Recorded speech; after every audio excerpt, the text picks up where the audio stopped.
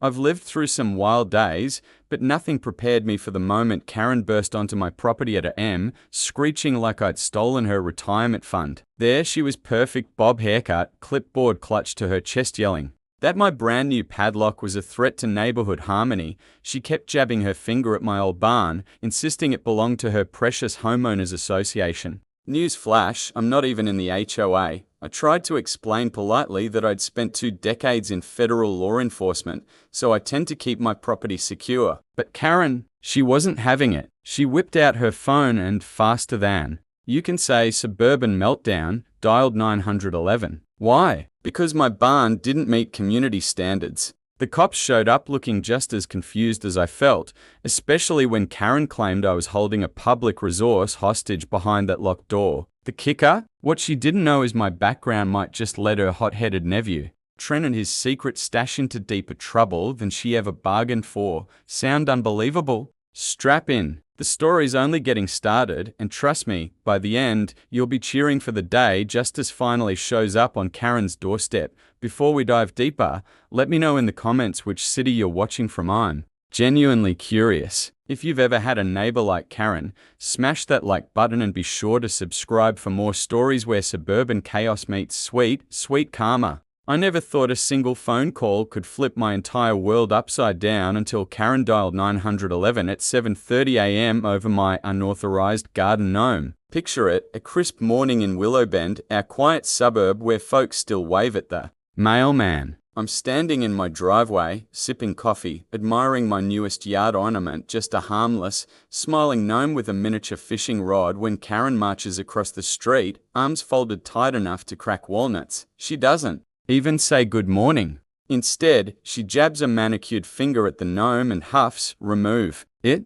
now." This is a violation of our community aesthetic guidelines. I calmly point out that, number 1, I'm not even in her beloved homeowners association, and number 2, it's literally just a gnome, not a neon billboard. But Karen's not listening. She's dialing the police, hissing into her phone that I'm threatening neighborhood harmony. Sure enough, 2 bewildered officers roll up. The older one sighs like he's seen it all before, and the younger one keeps glancing between me, the gnome, and Karen, trying to figure out what brand of suburban circus he's just joined. Little did Karen know that her meltdown was about to blow the lid on a web of secrets involving her beloved nephew Trent, some suspicious side deals, and a plan that'd leave her cherished HOA in utter ruins. Buckle up, this story's just getting started. Hey everyone, thanks for tuning in. Let me know in the comments which city you're watching from. I'm always amazed by how far these stories travel. If you've ever had a run-in with a Karen or a self-appointed HOA dictator in your neighborhood, drop a like and don't forget to subscribe for more jaw-dropping suburban tales where justice eventually wins. Now, let's jump back into the chaos. I moved to Willowbend for the same reasons anyone, mate. The slow pace, the white picket fences, and the promise of quiet weekend barbecues. As a retired federal agent with 25 years of high-stakes work behind me, I thought I'd finally found a place to unwind. Instead, I discovered Karen, a woman who could give the world's strictest drill sergeant a run for his money. Before I'd even settled in, I'd heard the rumors. Karen was the self-appointed queen of our neighboring HOA. Officially, her only real title was head of the Willowbend Beautification Committee, but she acted like the supreme ruler of suburbia. She wore her signature bob haircut like a crown, always clutching a clipboard adorned with sticky notes detailing the infractions she planned to correct. You know the type, a color-coded schedule, a phone full of pictures of people's lawns, and an unwavering belief that every house should look exactly the same. At first, she didn't bother with me. Why would she? My property line was technically outside the HOA's domain. But once Karen set eyes on my place, particularly on the huge red barn out back, I became public enemy number 1. For decades, that barn had stood tall, a relic from when Willowbend was farmland. I loved its rustic character, the creaky doors, the chipped paint. Karen saw it as an affront to the aesthetic cohesion of her meticulously curated streets. Her frustration escalated when she realized there was absolutely no legal way for her to control my barn's paint job. She tried dumping HOA flyers in my mailbox, presumably inviting me to volunteer for a repainting project. I ignored them. She left a friendly note with bullet points about mandatory neutral color schemes. I ripped it up, Then came the 911 call over a garden gnome, and while that might sound absurd, believe me, that was the smallest spark in a looming powder keg. Karen's rampage against my yard gnome was overshadowed by a bigger problem, her nephew, Trent. He was barely out of his teens, perpetually bored, and dangerously fascinated with easy money. I caught him skulking around my barn late one night, hoodie pulled low, fumbling with the doors. Not smart. I'd installed a discreet security camera system, good old habits from my federal days. Sure enough, the footage showed Trent and his buddy rummaging around, presumably looking for tools or valuables to swipe. Rather than confronting him directly, I decided to keep the evidence under wraps. After all, my background taught me to play the long game. Confrontation would just drive him and Karen underground. I suspected there was more to the story. Why was a kid, supposedly from a perfect family, creeping around my property? At a M with lockpicking tools? My gut told me Trent's petty barn break-in was a small piece of a much larger puzzle. I started noticing unfamiliar cars idling in front of Karen's place at odd hours. Some tinted window sedans, others beaten-up trucks. People would dash inside, stay for just a minute or two, then peel off. This was the kind of activity that set off alarm bells in my head. Oblivious to her nephew's activities, Karen kept waging war on me over minor infractions. She'd log complaints with the county, scribbling nonsense like barn color is too bright for the community and inappropriate lawn decorations. I'd usually get a polite phone call from the county clerk's office. Hey,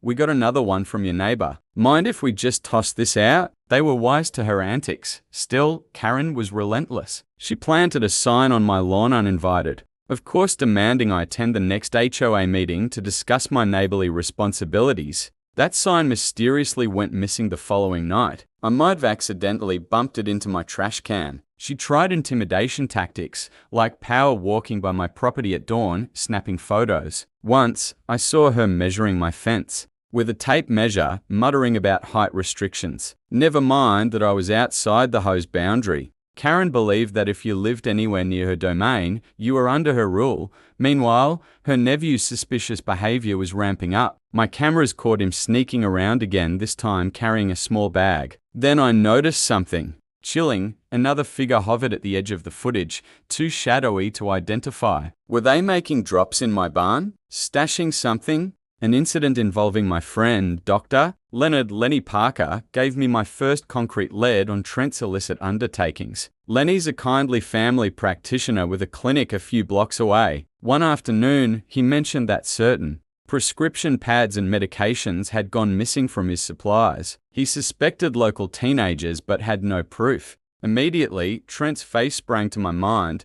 I combed through more security footage and noticed Trent and his unknown companion carrying small boxes into Karen's garage late at night. One of those boxes was suspiciously shaped like the med supply packages Lenny used at his clinic. The puzzle pieces were lining up: stolen prescriptions, a secret stash in Karen's garage, and repeated break-ins around town. Ironically, Karen's next meltdown would provide the golden opportunity to expose her nephew. One morning, I stepped onto my porch to find my barn door hanging open. A heavy-duty lock I'd installed was lying in the grass, clearly cut. Inside, my neatly stacked tools were scattered, but nothing major seemed stolen. That same day, Karen called the police again, this time raving about how my barn was out of compliance and that I was illegally storing hazardous materials. She demanded they investigate. When the officers arrived, I calmly produced my property deed, permits for any chemicals I used, mostly just fertilizer, and a convenient highlight reel from my security cameras.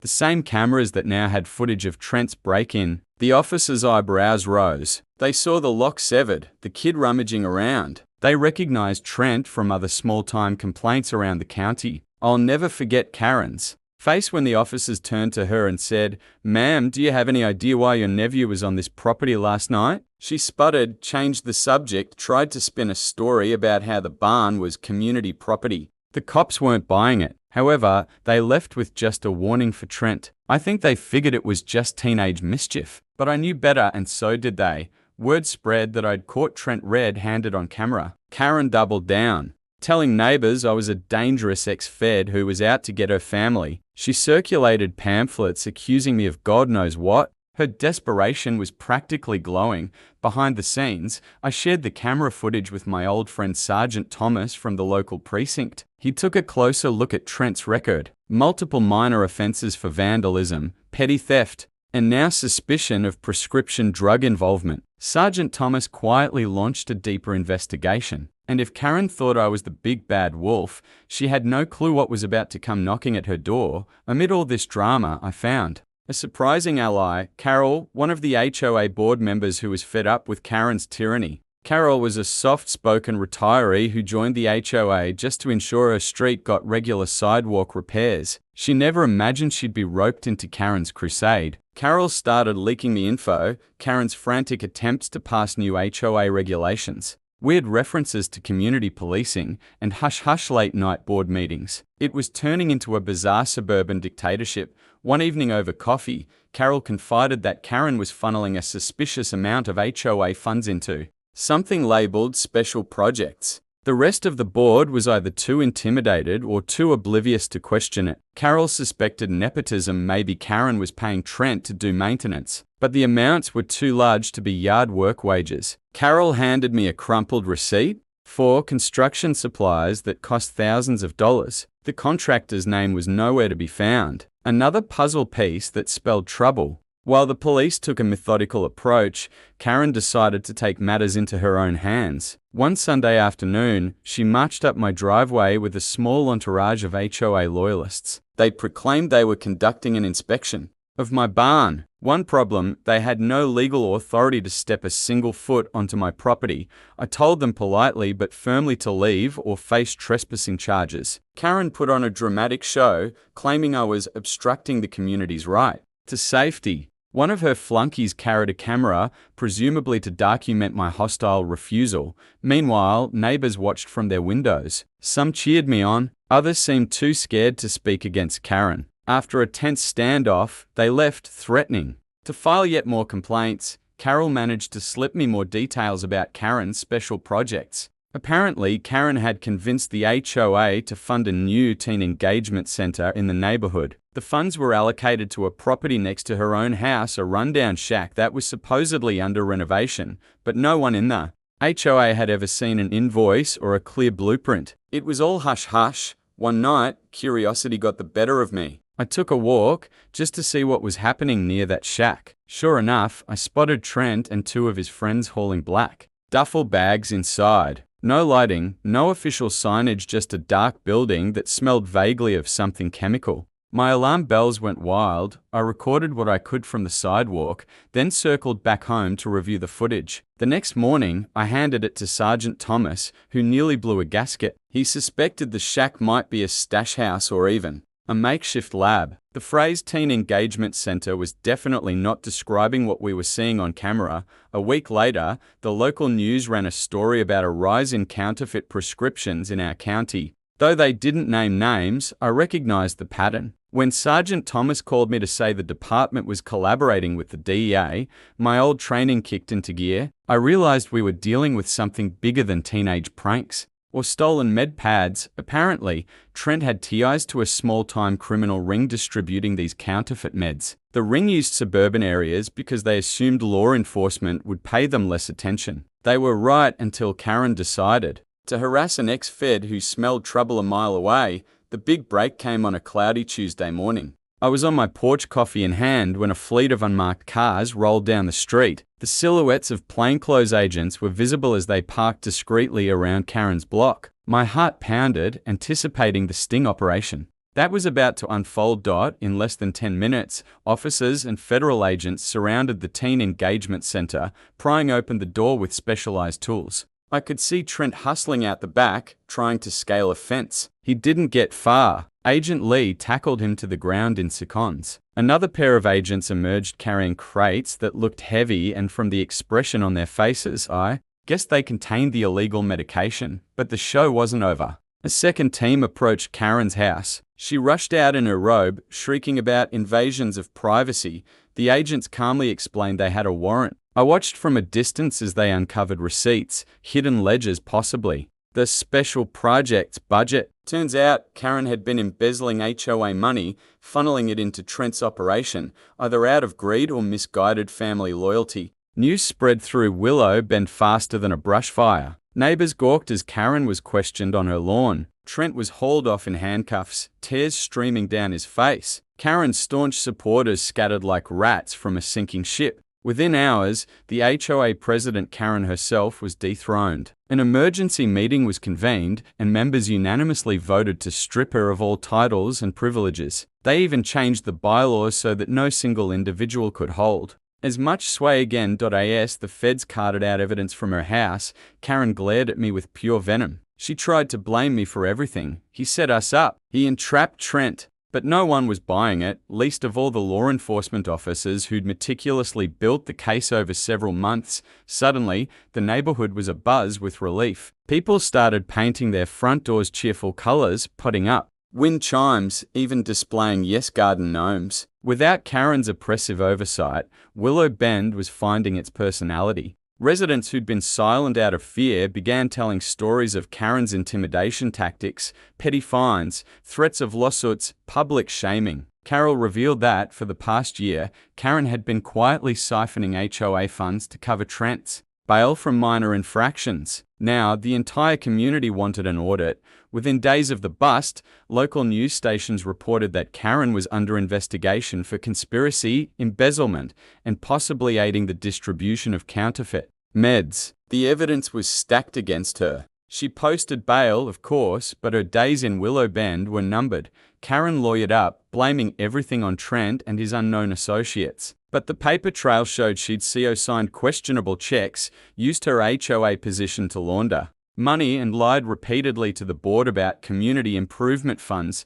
Meanwhile, Trent sat in juvenile detention, awaiting transfer to an adult facility given the severity of the charges. I'll never forget the day the county sheriff posted a notice on Karen's front door. The bank was foreclosing on her house. Between legal fees and frozen accounts, she couldn't keep up with the mortgage. The same neighbors she once tormented watched from behind curtains as she stomped out with a suitcase, flinging curses at anyone who dared look her way. With Karen gone, a wave of positivity hit Willow Bend. The new HOA board, spearheaded by Carol, immediately overturned half of Karen's draconian rules. Gone were the bizarre bans on decorative flags, bird baths, or pink lawn flamingos. It turned out the neighborhood was far from homogenous. We had folks from all backgrounds who finally felt safe expressing themselves. Garage sales popped up. Every weekend, neighbors bartered plants and tomatoes, and the local park brimmed with activity.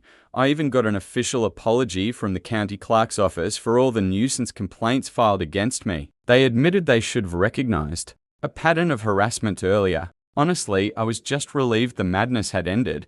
You'd think this was where Karen's story ended. But like every persistent villain, she tried to stage a comeback. Months later, new flyers appeared on porches around the neighborhood. Join the true Willow Bend Community Council, taking back our streets. The flyers had no contact information, just a P.O. box. I recognized Karen's shrill tone in the text, lots of references to restoring order and preventing crime. No one took the bait. In fact, most folks either chucked the flyers in the trash or used them as kindling for fire pits. The only true Willow Bend Community Council meeting that ever occurred was a sad, solitary affair at a rundown community center in the next county. Karen apparently tried to hold court, but only a handful of out-of-towners wandered in. The fiasco was captured in a photo that circulated on social media. Karen standing at a podium, arms spread wide, addressing a nearly empty room. Meanwhile, the legal gears kept grinding. The feds traced the counterfeit drug pipeline back to a handful of suppliers, all of whom were scooped up in raids across the state. Trent, trying to save his own skin, named names. He got a plea deal, but it likely meant serious time. Karen, too, faced multiple charges, though her lawyers tried to claim she was merely misled by her nephew. Ultimately, a judge saw through her sob story. Yet, there was a surprising twist. Some neighbors found a shred of pity for Karen in the end. She lost her home, her standing, and any sense of respect she once had. Even if she avoided a maximum sentence, she was ruined financially and socially. A broken person left adrift in her own mess. Many folks whispered that it was just as well. Served. Others called it tragic. I just considered it the logical consequence of her pathological need for control. In the months that followed, I found a new rhythm in Willowbend. I replaced the barn's old squeaky doors, painted it a fresh, barn red color, and added fairy lights just because I could. On summer evenings, neighbors gather by the barn for potlucks,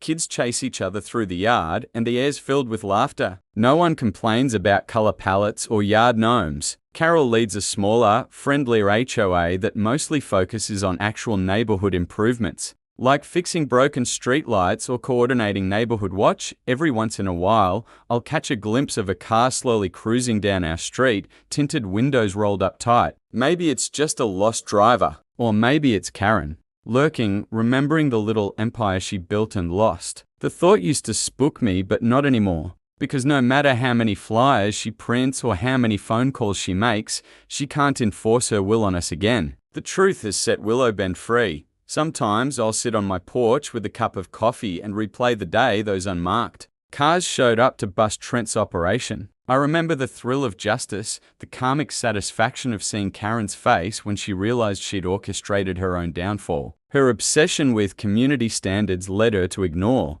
actual criminal behavior right under her nose. She'd locked horns with me, an ex-fed with a stubborn streak, and never guessed that her nephew's secret life was the very thing that would unravel hers. Looking back, I feel a strange blend of relief and sympathy. Relief because her manipulative reign ended. Sympathy because Karen had become so consumed by controlling others that she invited chaos into her own home. I don't excuse her actions, but I can't help wondering how differently life might have turned out if she'd just let people be. If she'd accepted a bright red barn, a friendly wave, and a humble garden gnome as part of the neighborhood's charm. Trent remains behind bars. Rumor has it he's trying to complete a GED program. Karen was last spotted living with a distant cousin in a cramped apartment on the outskirts of the county. Her trial ended with a suspended sentence for the lesser charges, but she still faces restitution payments to the HOA money she doesn't have. Willowbend, on the other hand, has never been better. Community barbecues, holiday parades,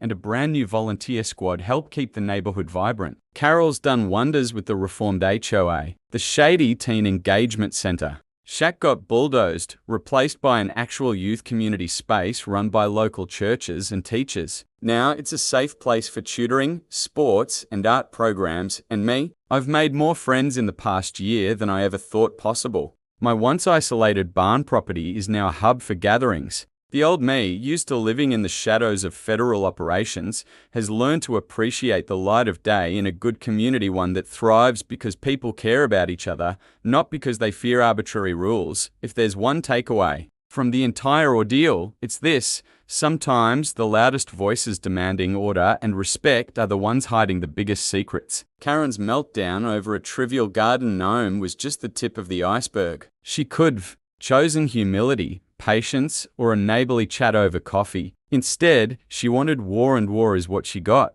But you can't enforce a moral code on others while ignoring your own home's corruption. Eventually, the house of cards collapses.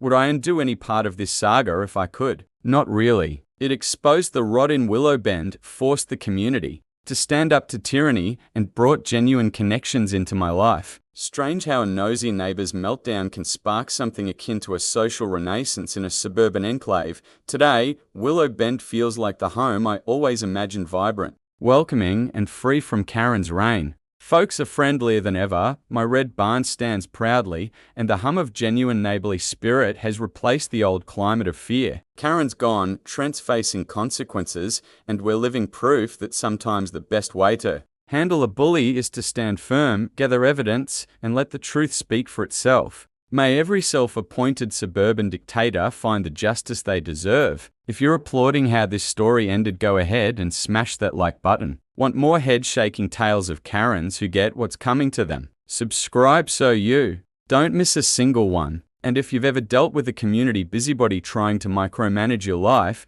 share your story in the comments. Trust me, you're not alone. Together, let's celebrate every victory over unwarranted suburban tyranny.